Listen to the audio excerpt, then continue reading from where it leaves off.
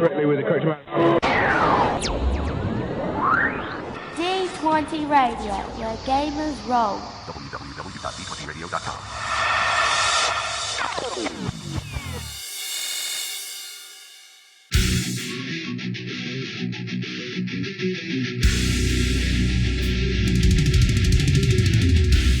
Welcome to Me and Steve Talk RPG, the podcast where me and my friend Steve try and help you get the most out of your role-playing game experience.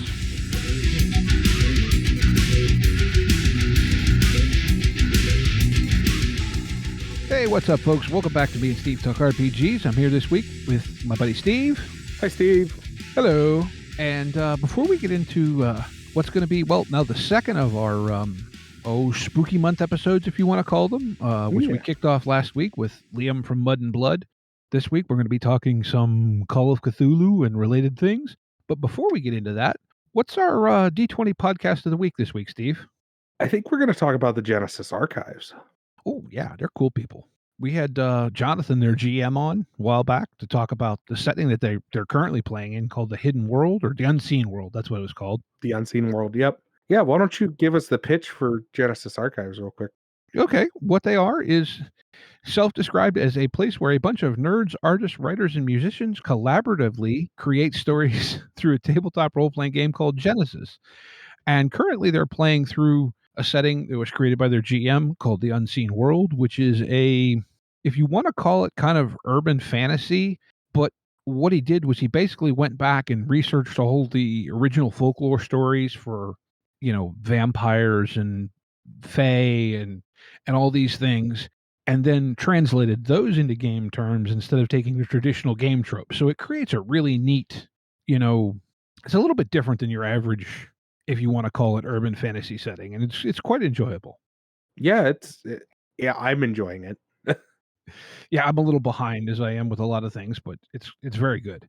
So with that, time to get into the topic of the week, which is more fun and spooky things. And as I mentioned before, we were going to talk about Call of Cthulhu and some of the other games that are related to that. And to do so, we have actually two guests with us this week. We have Jon Hook, formerly known as Keeper John, formerly of the Miskatonic University podcast, and his co-host in his new podcast adventure called Modern Mythos. His co-host is Seth Skorkowsky. So welcome, gentlemen. Thanks. Thank you for having us. Yeah, thank you so much. Well, thank you both for coming on. We've been fans of both of you for a while, and definitely excited to get into talking about Call of Cthulhu and all those dark and spooky cosmic horror things. That's where my brain was going. You thunder now.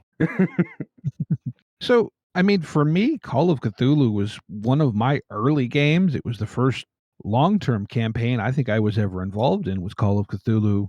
But it's one of the older games out there, I think, is it not? Didn't it originally come out in, 81? Yeah, correct. Their 40th anniversary is this month. Aha. Yep, October of 81. So, yeah, the end of this month will be 40 years. Oh, wow. And that was, Sandy Peterson is the original author, correct? Though not for the engine, but for the lore or the fluff of the system, if you will? Yeah. So according to legend, it was Greg Stafford had actually gotten someone else to do a Call of Cthulhu game for Chaosium. And evidently this other person was terribly late, and they didn't really even turn anything workable in. And someone said, well, I know this guy, Sandy, who's been running RuneQuest, and he's like really into Lovecraft.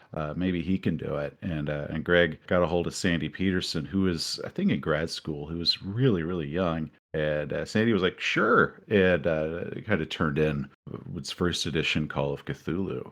And I think the only thing Greg wanted him to change was his sanity recovery system.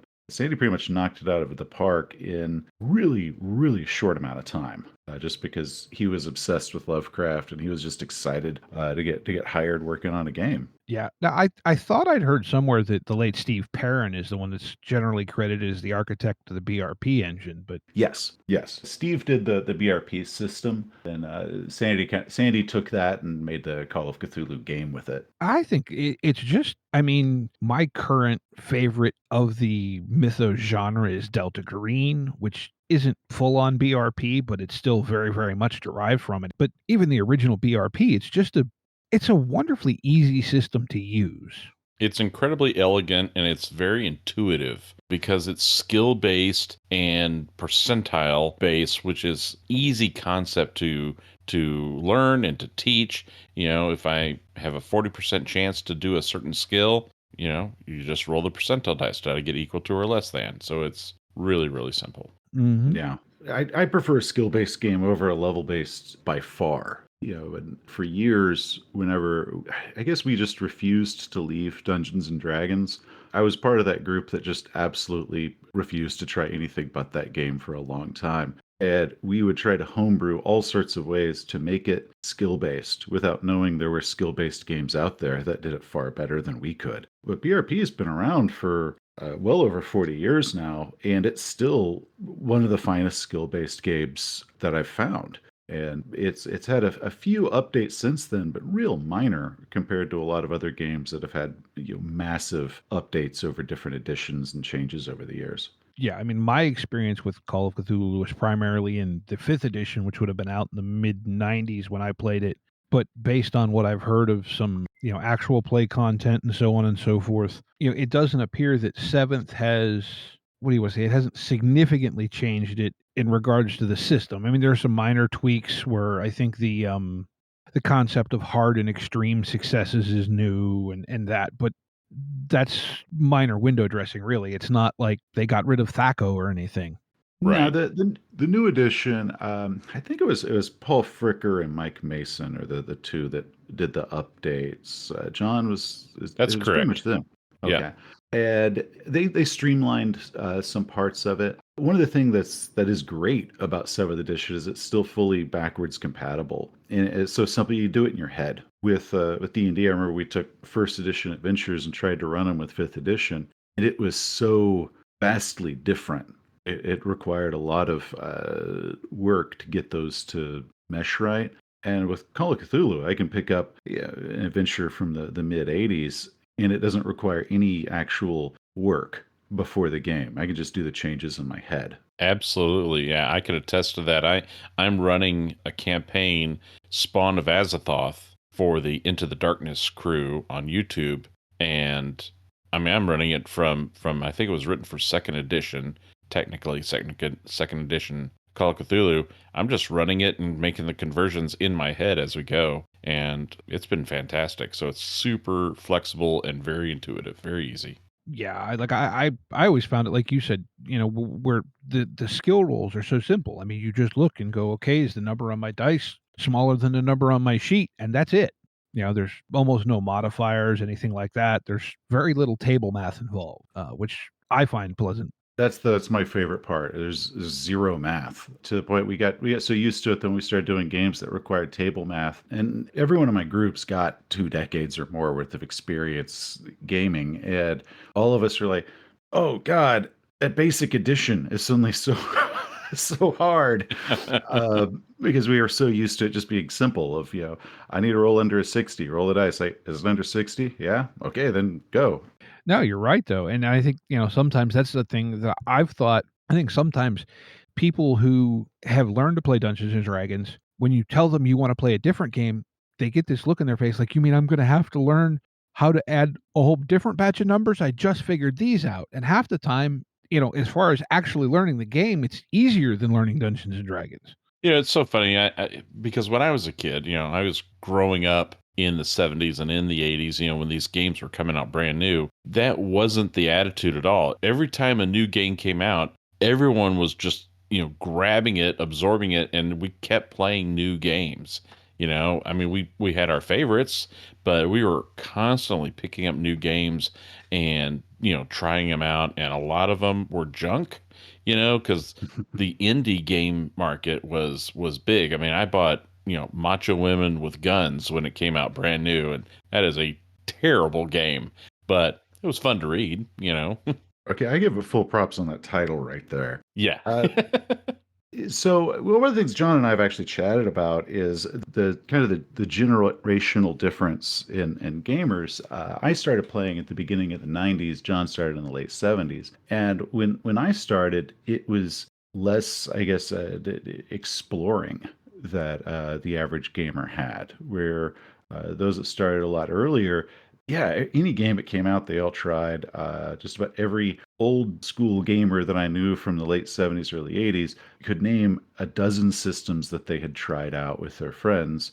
Well, in the 90s, all of a sudden it became you choose one, and that's the one you swear allegiance to until the day you die, which is very different. So it took me forever before I started like really exploring outside of D&D seriously.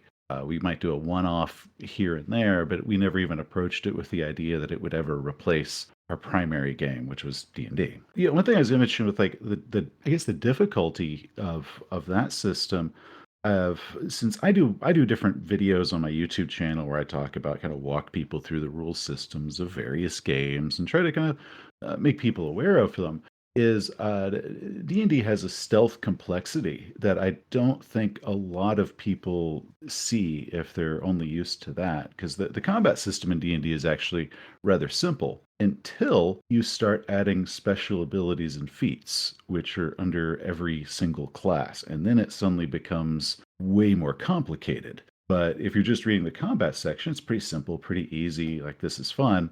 But then once you bring in 4 characters of 4 classes that all have, a slew of different special abilities, plus whatever special abilities the monsters have, it's suddenly way more complicated than any of the other games that we play.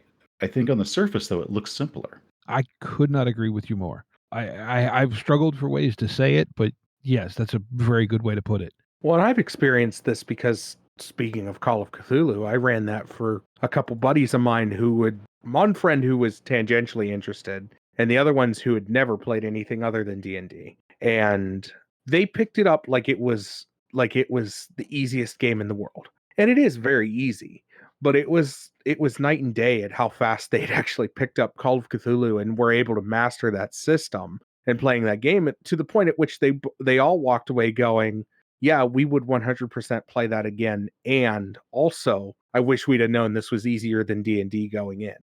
Oh, no, when I've introduced a lot of people to it who are not very experienced with role-playing games in general, and one of the things that I do love about Call of Cthulhu, just the BRP system in general, is it is so easy to teach somebody who does not know the rules that it's pretty much like here's your 2 minutes of me explaining how dice work, and you want to get below these numbers, this is where you find them, and let's go. That's all it takes. There's very little in the way of having to like pull out a blackboard and suddenly start showing a lot of charts or anything. It's just here's your percentage dice, here's your skills, here's your hit points, go. And it's real simple. Yeah, you don't have to have a dissertation on how to play the game. It's yeah. Yeah. All right. So now that we've talked about the system for longer than it takes to learn it, like I obviously know that the core of it comes from the writings of H.P. Lovecraft, and it's cosmic horror and all that. But for those out there who may not be familiar with it, I know you guys are much more well versed in the actual lore of the game than I am, at least. Do you want to expound on that a little bit in whatever order you'd like to? John, you go. So yeah, the Howard Phillips Lovecraft, H.P. Lovecraft, had this concept idea of aliens, indescribable, bizarre, non-human motivated aliens that have an even higher level, this cosmic level of understanding of the universe. And humanity and other planets and other races are just playthings to them. We're insignificant. We get in the way, really. And then there are other creatures that are not quite as cosmic, a little closer to scale, if you will, to the human scale. You've got monsters like deep ones that live in the oceans, and you've got the Migo that come from the planet Pluto that they call Yuggoth. And they'll fly to here, and creatures that have incredibly long lifespans, alien creatures like the elder things. So all these just fantastical beasts. Lovecraft was writing these very entertaining stories about these different types of creatures. And so the game helps you live in that world. It's an investigative mystery game. There's something that has happened. Maybe a friend is missing, or someone has died, or there's a weird artifact that's up for auction, but there's something interesting for the characters to kind of get involved with. Usually it's helpful in a role-playing setting if these characters are part of an organization that likes to solve these kind of mysteries, but it doesn't have to be that way. There's a lot of games where you're just these bystanders who are in the wrong place at the wrong time and get swept up into what's happening. And the players are going to solve a mystery. And typically, that mystery has some kind of secret, strange alien behind it that's pulling these strings and causing these machinations. And it's very, very eerie. Did that help answer the question? No, yeah, like I said, that's a good way to say it. Like I said, to me, Call of Cthulhu has always been the game about just weird stuff, and I say that in the context not like it's anomalies. It's like you said, it's things that make humanity seem insignificant.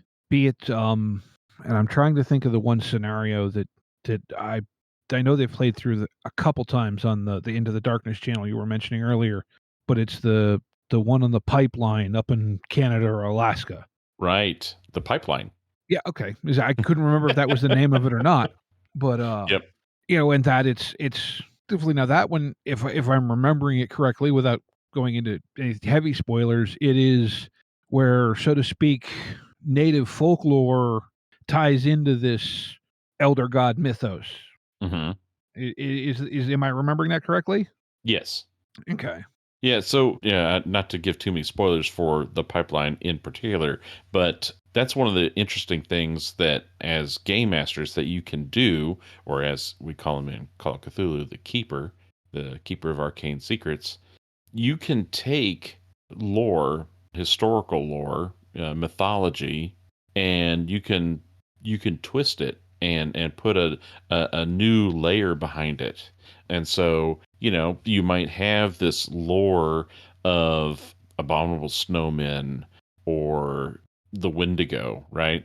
And you might think it might be this lore that is fairly common or, known in by human standards, but there's a real truth. There's a hidden truth. And these truths, as we discover them, as your characters plumb the depths of the mystery, it can shake your sanity. And that really gets to the core mechanic in Call of Cthulhu that's so much fun, is the loss of sanity, and the as your knowledge of the weird increases, your stability and hold on reality decreases. Yeah. I would say, to me, Call of Cthulhu is primarily, it's an investigative game with the supernatural, which is usually done through the mythos or mythos, depending on how you pronounce it, of Lovecraft. But then it doesn't have to be, because it can be vampires or werewolves or ghosts or whatever else, just a supernatural edge. But one of the big differences between that and, let's say, like Dungeons and Dragons, is in D&D, your characters are aware you're in a magical world that's got magic and monsters. While in Call of Cthulhu, it's people that believe they live in the mundane world who are realizing that they don't. And not only do they not live in a mundane world, humanity itself is an insignificant part of it. And I think that's really where the insanity crack comes from, is that realization that humans are really not even a factor in how the world works. They're just a thing that happens to be there as these supernatural forces are going about their business. And but mostly, to me, it's about the investigative parts of it, of characters discovering that their world isn't what they thought it was. Yeah, like it's one of those things, and I've struggled, sometimes to explain to people, why do you want to play this type of game, and it's a little hard to articulate. But part of it, I think, is that how do you portray that? Holy crap! I never realized that, in character, and it's just different challenges. Plus, I've said before that in most cases, when playing Call of Cthulhu or most of its derivatives, they're not combat centered games like Dungeons and Dragons is. quite frankly, 9 times out of 10, at least in my experience, if you get to combat in Call of Cthulhu, you're already on the wrong side of the slope. Yeah, combat's pretty lethal. Your hit points are not significant, maybe 10 to 12 on average. And a gun is going to inflict D10 damage, maybe. Certain weapons might do far more. Short range with a shotgun is 4d6. So Yeah, it'll mess you up. it'll mess you up. The guns are lethal. And it's one of those things where if you're used to heroic fantasy RPGs where you charge into battle and you've got a million hit points and you've got healing spells and all sorts of stuff like that, it is a bit of a shock because Call of Cthulhu is meant to have more of a realistic side to combat where if you get hit with a sword, that's probably the end of you. And if you do pull through it, you're not going to be able to take another hit. And so there's no blindly charging in. So you do actually have to kind of decide, do I want to engage in a combat? Or if you do, be a little bit smarter than, just charging in blindly, because that's going to be the end of the character most likely if you do try to approach it in that way of we're kind of nigh invulnerable, like you would have in D&D or other games like that. I think a lot of the reputation that Call of Cthulhu gets for its lethality is from people who did try to approach it from that experience of D&D, where you can take an incredible amount of damage and death is easily avoided, to suddenly in more of a gritty, realistic system where if you get stabbed, that's probably the end of your combat for you. And, depending upon your keeper, that may or may not be the end of your game. I mean, a clever keeper might consider using combat as a way to fade to black on the character and go, you're barely alive. You've been awoken while you were unconscious. Someone tended to you, and now maybe you're a prisoner receiving medical treatment, or maybe the good guys got you and, pulled you back to HQ, and now you're getting medical treatment. But combat can be the end of the road, or it could just be a way to close that scene and then open up a new scene later. Yeah, well, I think especially an approach like that would be useful if perhaps if you as the keeper are playing with people new to the system that may be used to being able to run headlong into combat, like in the classic heroic fantasy games we mentioned. That being said, one thing, and I know in this conversation we all know it, the setting for Call of Cthulhu is the world as we know it, although I believe core Call of Cthulhu has 1920s, 1940s, and modern day is what they call it, or is that changed with the additions? 1920s or Jazz Age, as they call it. It's the most popular time period for it. And that's just because that was when Lovecraft had set his stories, because to him at the time, that was the modern day. So that is the most popular time period, though there is modern day. You can find scenarios that are set in different decades throughout the 20th century. You can find Cthulhu by Gaslight, which is Victorian England, or there's a Wild West, Dark Ages, Ancient Rome is one. So really any time period can be done and probably has been done, but the 1920s is by far the most popular kind of time setting for it. That's what I've gotten the impression from what I see out there, is that the 20s do seem to be what do you want to say, the era of choice for a lot of the, I don't want to say purists, but the people who have really been into Cthulhu for a long time. For me, it was always, I learned it actually in the original Pagan publishing iteration of Delta Green. So, that flavors, my take on it. But yeah, the 20s, I know that it's a massive, and most of what I see in published scenarios seem to be set there, at least by volume. Oh yeah, there's probably more of the 1920s setting adventures and supplements than all the others combined. By a country mile, yeah. Yeah, quite a bit more just for that setting than all the others. But like I said, when you bring in Delta Green, that was originally modern day, but modern day in the 1990s. So there's actually like the throwback Delta Green and then modern Delta Green. So Delta Green's actually splitting two directions now as far as the original, because now the internet and cell phones are much bigger if we're doing modern day than they were in the 90s, where your character might have a bag phone and no reception anywhere unless they're in a very urban environment. And that was much more X-Files than anything, which at the time X-Files was really popular, and that led to the popularity of Delta Green, where your characters, their investigator organization is a government organization, and they're basically trying to keep the lid on the secret truths of the world, basically to protect humanity from it. And that was it's a really cool concept. It's real fun. Yeah, like I said, that was my introduction to Call of Cthulhu, was playing the original third party, if you will, supplement for Call of Cthulhu, and then I've since discovered more recently the actual standalone game from Arc Dream. And like I said, that's my personal preferred flavor of it. But it's technically a different system, but not nearly as far removed as most people would consider a different system to be. No, they're very close. And in fact, in some ways, the new Delta Green has several portions that are so close but different that it actually is more confusing to me, because my brain is so hardwired on the Call of Cthulhu method of doing it that it's just different enough that it does cause me to stumble a bit. But they're very similar, and it's a very good system. So, what is it, aside from just the investigation angle that you mentioned earlier, Seth, and what is it that really draws you guys to this game? Because I know, or at least my understanding for you, John, is that this is your main game, as far as your gaming habits, and I know it's one of your favorites as well, Seth.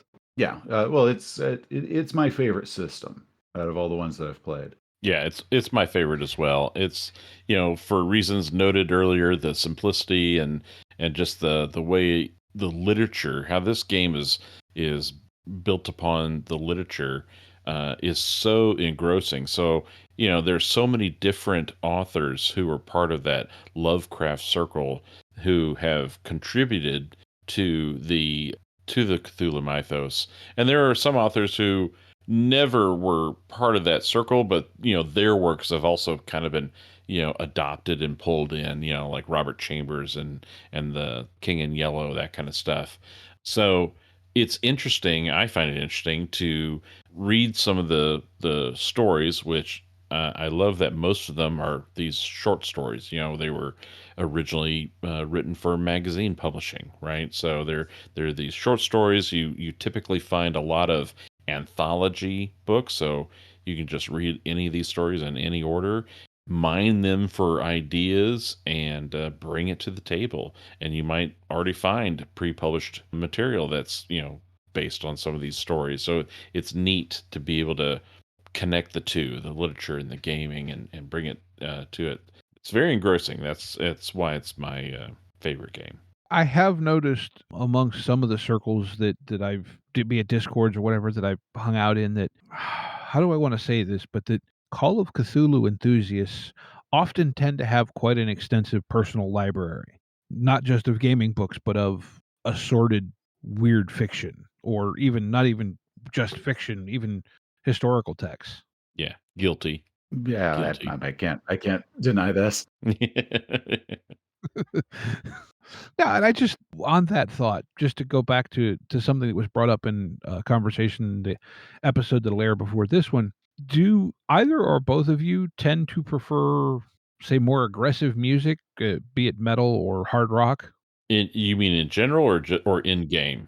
No, in your personal listening. Yeah, my personal listening is old school heavy metal. I am learning to discover newer metal bands that kind of emulate or take cues from older bands. So I'm not into the screaming, death metal, I guess is what they call it. But I love Ghost and I'm loving Volbeat, but I also love Iron Maiden and Black Sabbath and Blue Oyster Cult, and I mean that's what I listen to. Yeah, I listen to a lot of heavier music. I've got my mosh pit scars from my youth, and I've definitely into I guess the harder forms of rock or electronic music. Now, I was just curious because the conversation we had in last week's episode was about why, in general, people like to play, dark and gritty style games, and it came up while we were having that conversation that a very, very large number of people who seem to enjoy that style of role playing game also tend to be into metal music or, cousins thereof. And so it was just kind of a straw poll thing to see if that shoe fit. But, it's also interesting that a lot of the heavy metal music, in addition to singing about traditional rock topics, sex, drugs, and rock and roll, they also will tell these ballads, right? These, fictional ballads, and it's awesome, So Blue Oyster Cult paired with Michael Moorcock, and they did a song called Black Blade about Stormbringer. And that's just one example, but there's lots of these cool songs that have these great stories in them, and they invoke vision and a story arc that you want to read about or play at the table. Yeah, Led Zeppelin was all about hobbits and shit. And, Metallica had a song called "The Call of Cthulhu" that they did in the '80s. So it's very much been there. One of the bands I spent years listening to nonstop was Nightwish, and they're pretty much of a genre you would call fantasy metal, where it is all about hobbits and elves and vampires and stuff. So, very a lot of Viking elements. Viking metal is a big one. I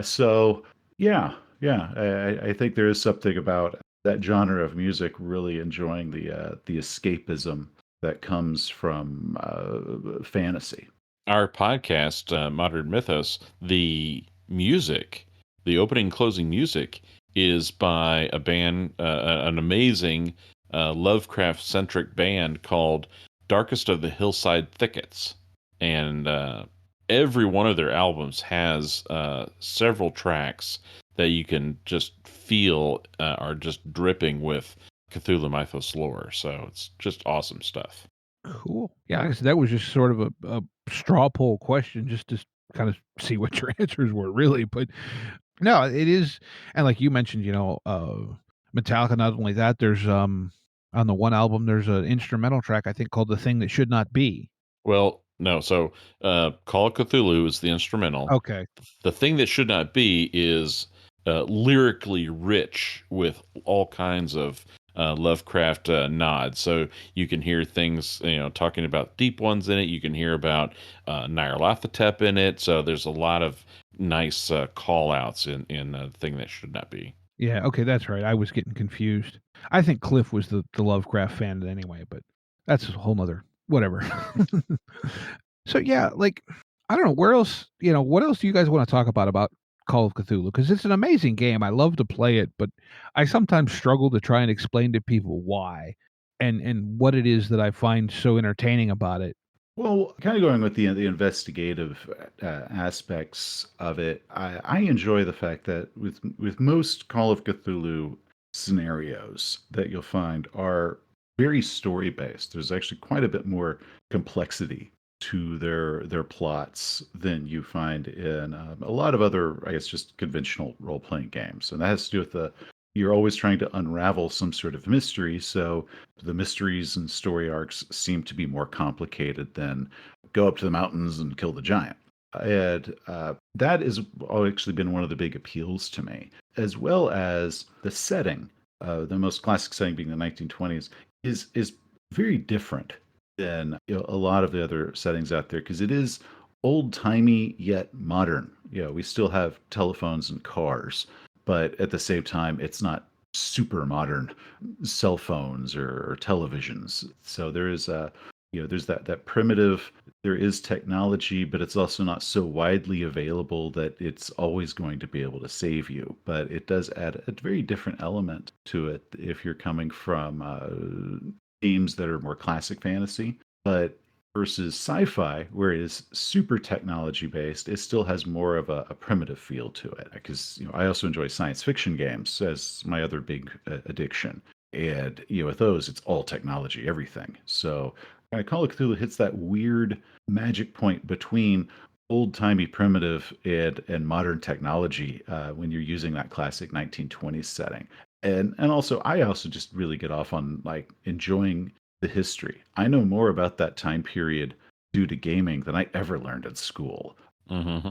more useless facts about what the world was like then than I ever thought I would ever know. And I love devouring those up, and I love incorporating those into adventures. I love it when we can do an adventure and I learn something about history at the same time. So, but that's one of the other big appeals that it has to me is I know more about weird politics or the history of the automobile industry from the 1920s than I ever thought I would. And I was going to also say that the Call of Cthulhu game is so versatile. Seth has a lot of experience in running it as a long-running campaign. So you've got your recurring group of players with their characters, and you can really grow and expand, and they get deeper and deeper knowledge and become these stalwart guardians of humanity against the encroaching darkness of these outer gods. But on the other side of that coin, it is a really great system that you can just kind of pick up and play at conventions, which is my strong suit. I do a lot of just short-term, single session, con setting games, and it's so easy to get into, and it makes it because the mechanics are so easy, as we've noted earlier, it reduces the barrier to get into the adventure. The players can get in faster and become immersed easier, and before you know it, 4 hours have passed and you have finally solved the mystery.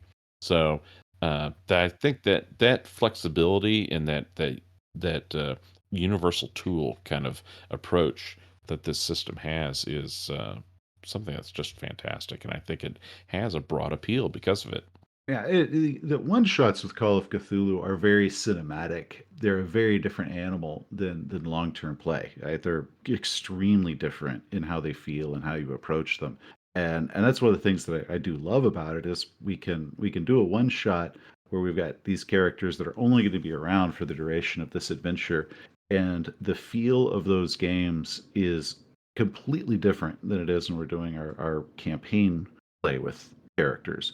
But it's the exact same system and it's the exact same world, but one of them feels like more like a horror movie or something where you're not entirely sure if the characters are going to make it out okay. In campaign play, there's the possibility something horrible could happen to the characters, and it often does. But when you're watching a movie versus a TV series that's got 7 seasons, you go in knowing that the chances of all the characters making it through a horror movie are a lot less than on your favorite TV show. Supernatural, you're pretty sure the Winchesters are going to be okay. But when you put on some movie, you don't know. Are they going to be okay and it ends with maniacal laughter? Or is only one person going to get away screaming as they take them off to the asylum at the end? Or maybe they go to jail because the authorities believe that they committed these atrocities, sort of deal. And I do like that completely different feel that it has on a one shot versus campaign play. Yeah, and it came back to me just while you guys were talking. One of the things that I think I enjoy about it is kind of this mentality that I've seen most times I've played it, where the player knows that the choice that they're having their character make is a bad choice, like from an objective standpoint, but in game, the character has no, and so like it's this let's make the bad choice and see what happens, kind of this weird, slightly removed view of the character. I don't know if that makes sense. I know what I'm thinking. I don't know if I may not be articulating it well. No, it sounds right. But that for lack of a better word, almost like, especially like you were saying, in a one shot type context, it's that play the character like you drive a stolen car. You just you just go for it and see what happens. And like I know from my experience, running a little bit of like Delta Green or whatever, the other thing that I love is watching the paranoia build in the players, even when it's not building in the characters. And I don't know, maybe that just means I'm, a little touched in the head, but I don't know. I find, and even as a player watching everybody around the table get more and more paranoid that nothing big and evil has jumped out of the closet yet. But that's a table thing, not an in-game thing, and I find that enjoyable too. Well, it's like in a good horror movie. Yeah, the characters in a horror movie usually don't know they're in a horror movie. So, but if you watch the audience of a scene of a woman gets back to the house and she's calling for her husband and he's not responding and she's kind of walking around and you see her open up the basement door and then she turns around and she's standing in front of the basement door. The whole audience is tensing because they're waiting for something to leap out of that basement, or they're waiting for her to discover some, gruesome remains or the monster or something, while the character in the movie is unaware of how bad it is. And there's that thrill that the audience gets. So in that sort of game, it's the same thing. The audience gets to experience this tension of when's the shoe going to drop, while the characters might not. And that's where you get the Hitchcockian definition of suspense. And according to Hitchcock, suspense in a movie is a bunch of characters sitting around a table talking, completely unaware that there's a time bomb under the table, and the audience keeps going back to this time bomb, watching the clock get lower and lower, and they're getting tense, while you then cut to these people sitting around a table talking about the weather or something meaningless, and have no idea that their time is growing shorter, that they're in this terrible peril, and that is where the audience gets their thrill. So I think that's kind of what you're thinking about, is watching the players have that buildup of dread. No, that's exactly it. I just didn't know how to say it that elegantly. Well, speaking of buildup of dread, Seth, I think you've written one of my favorite modules for Call of Cthulhu, In a Mother's Love. I adore that. And it does that exact that you were just speaking of that buildup of dread and fear.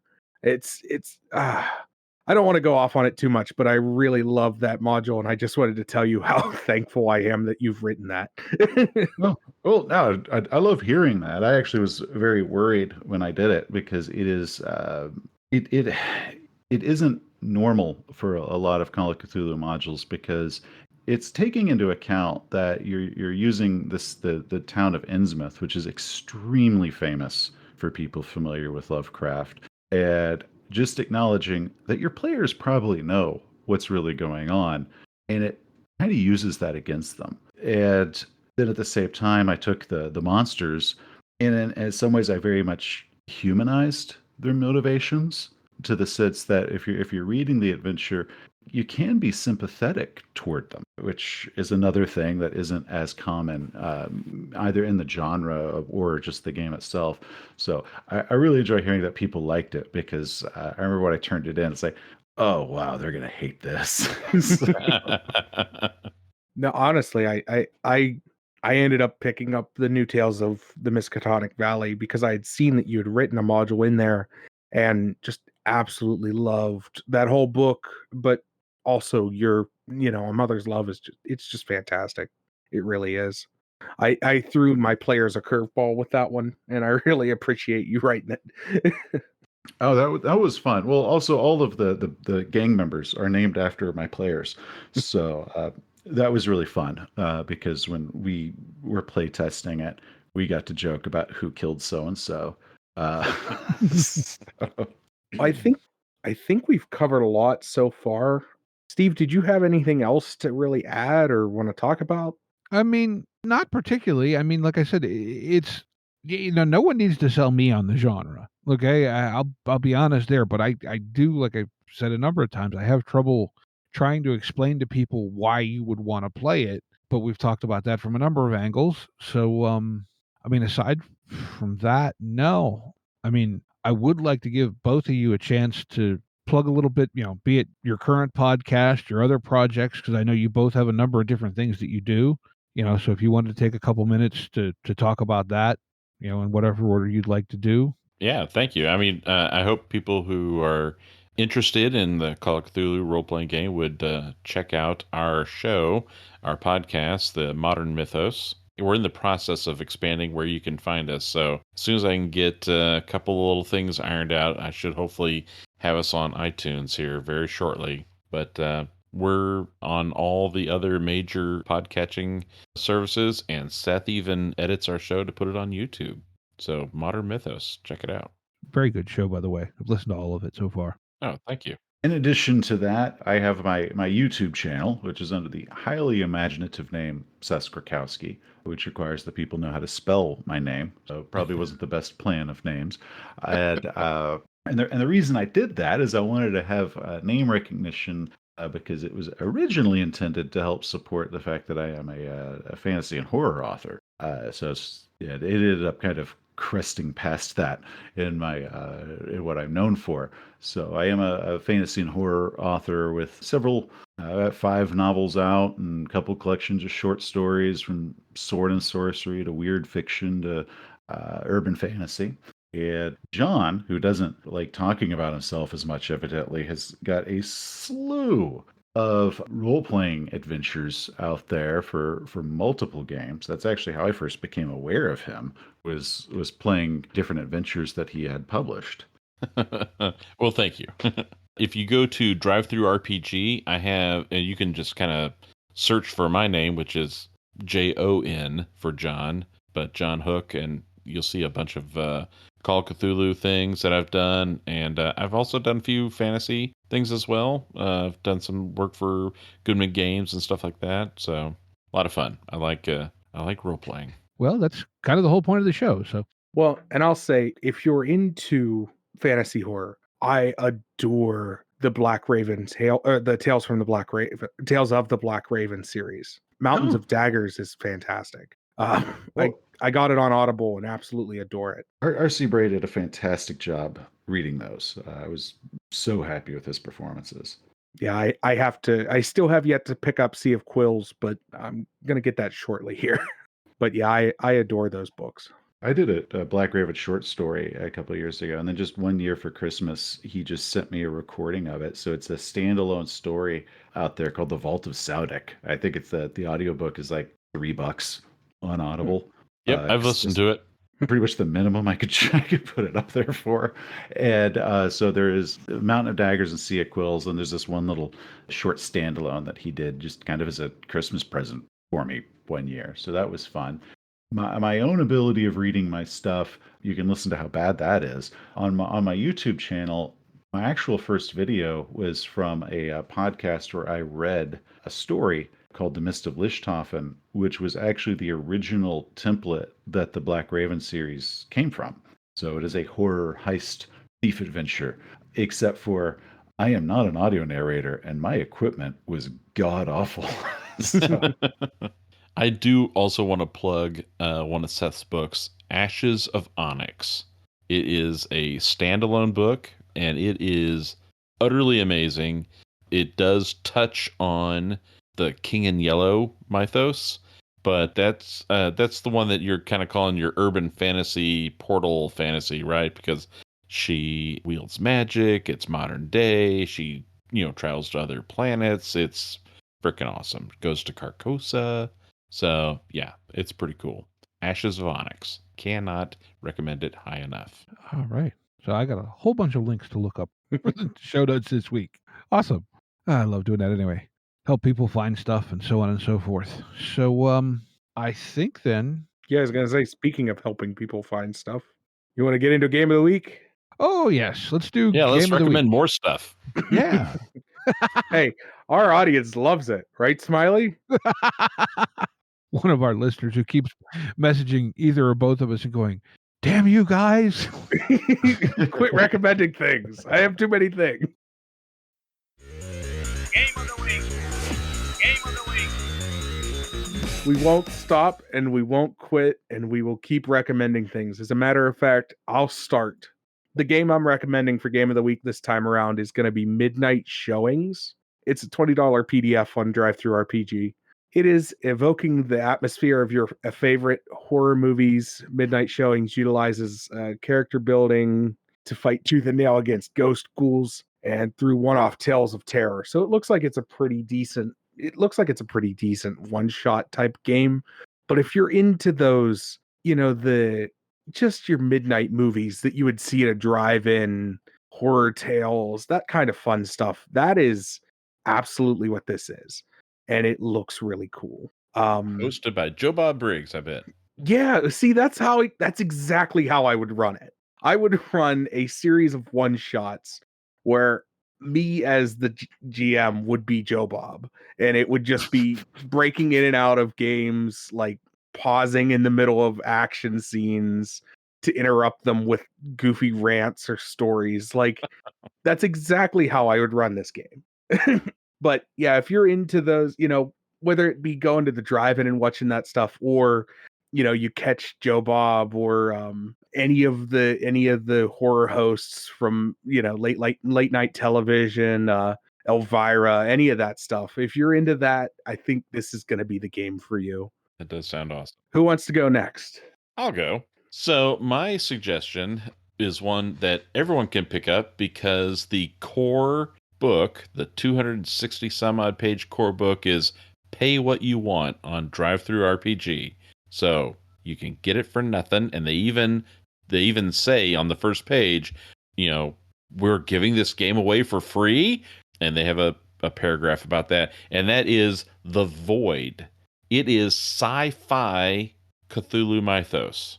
It is a really cool D6 dice pool system for doing your tests, which is very similar to Free League's Alien game mechanic.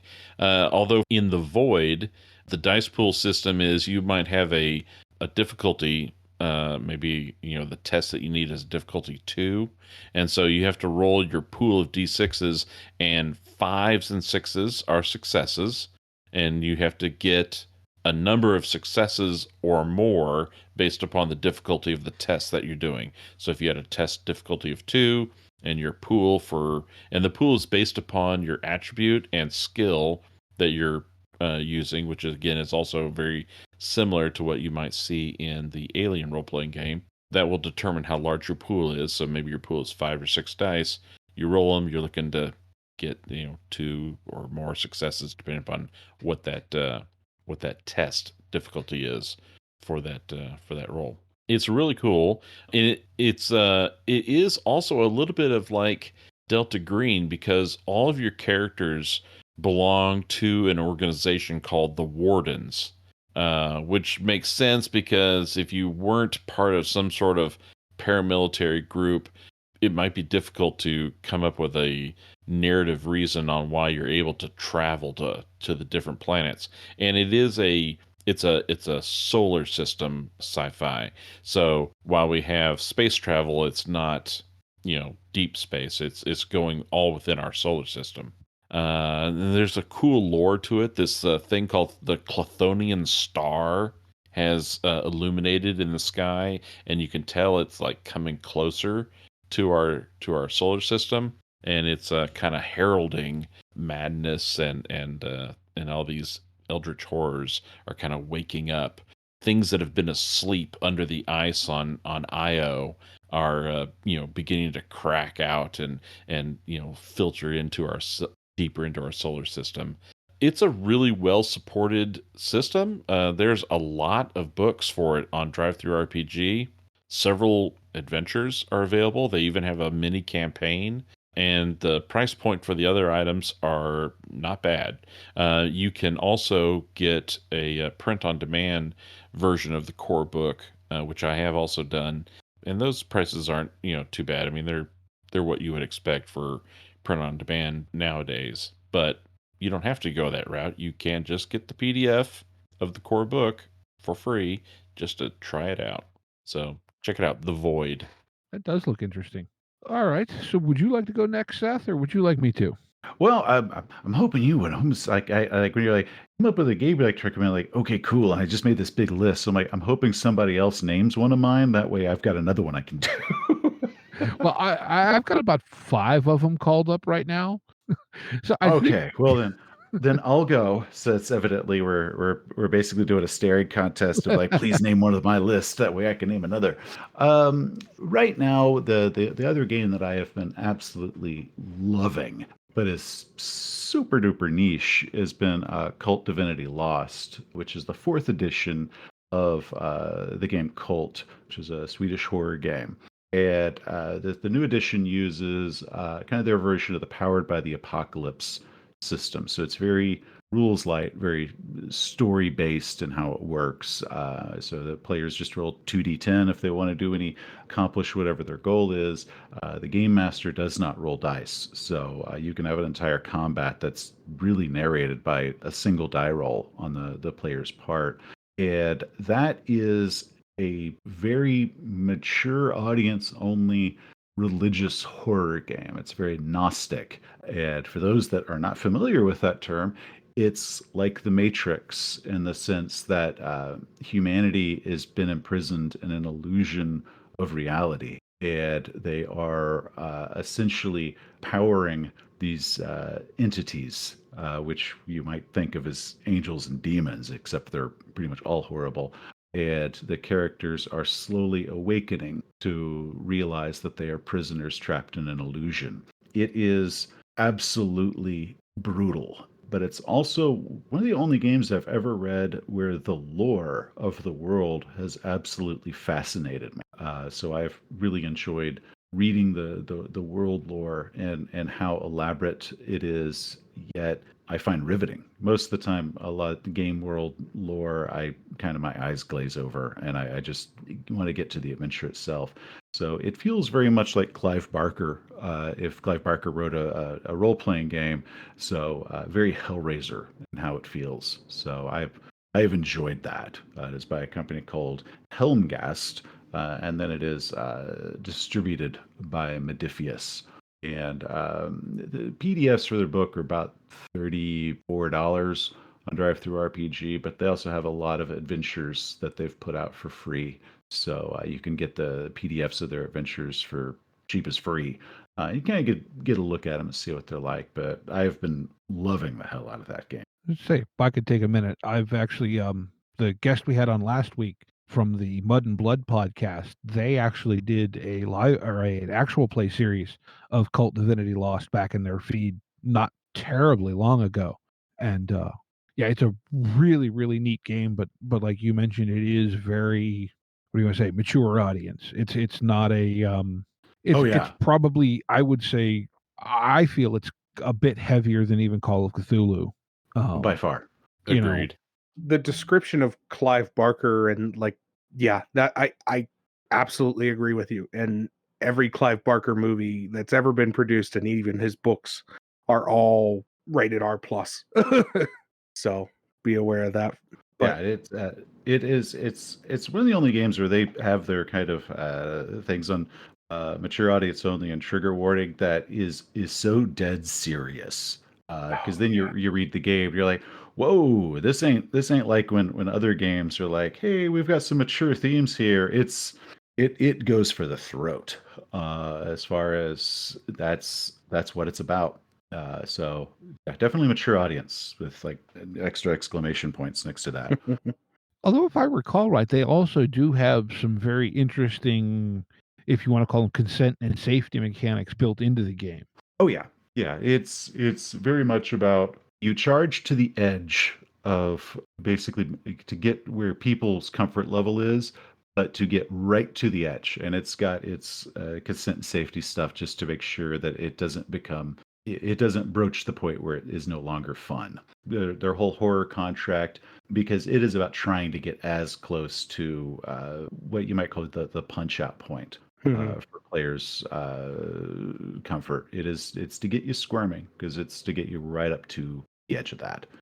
So I've enjoyed it quite a bit, but it's also it's a very niche game, because I believe that most people would not get it, but I think that the people it's for, it's wonderful.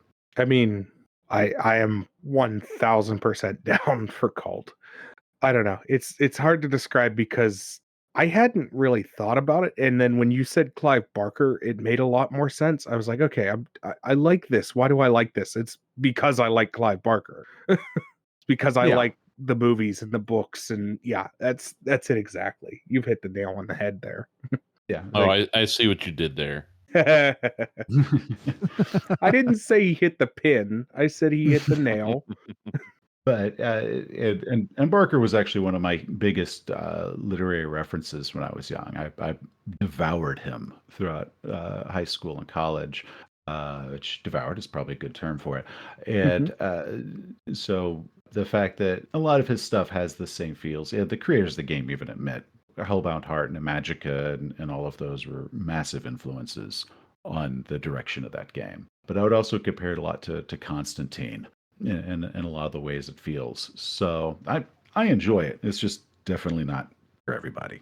Fair. Like I said, I've heard of the game. I've heard a decent amount of it. It sounds really interesting. It's been one of those ones that I've been kind of on the fence of whether or not I'm interested in playing it or not, just because it is, what do you want to say? It's just on a different level.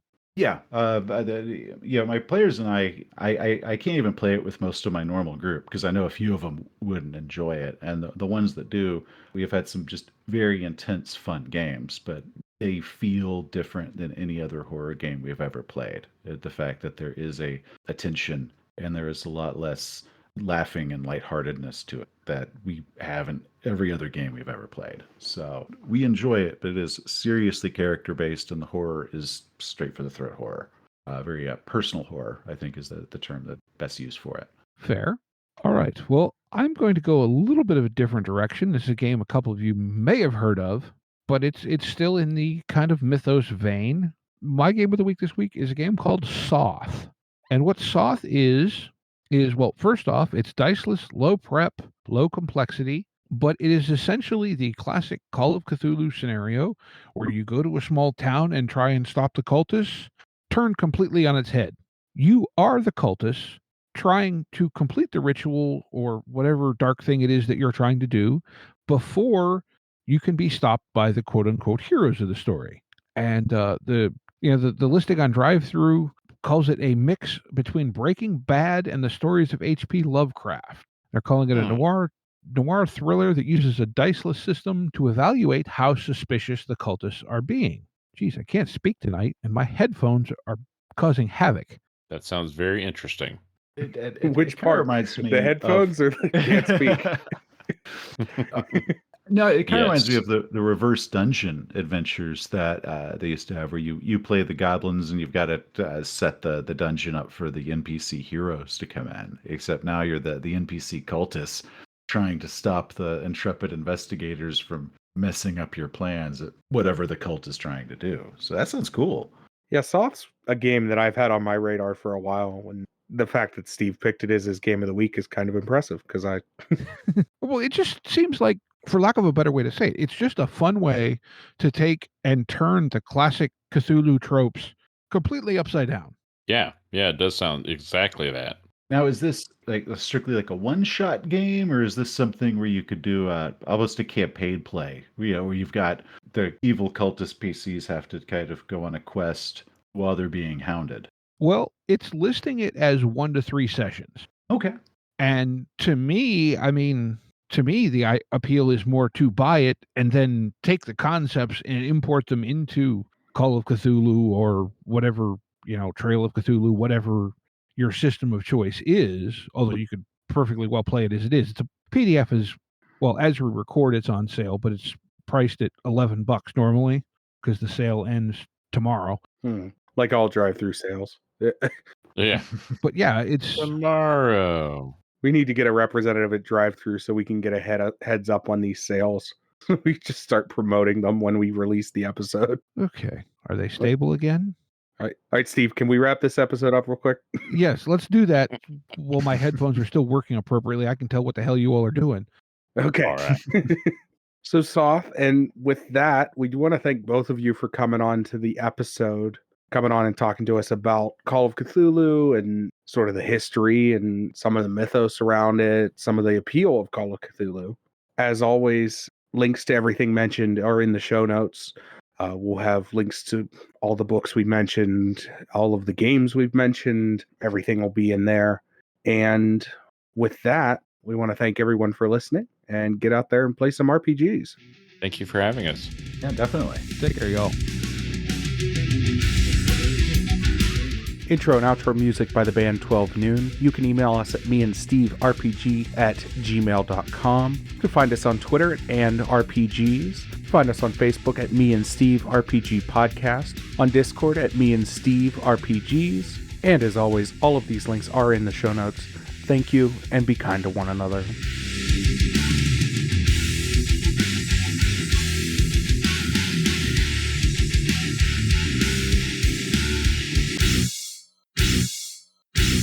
How much for the cigar? Cigar, $20, dog. You gotta go down the street to the store and buy that.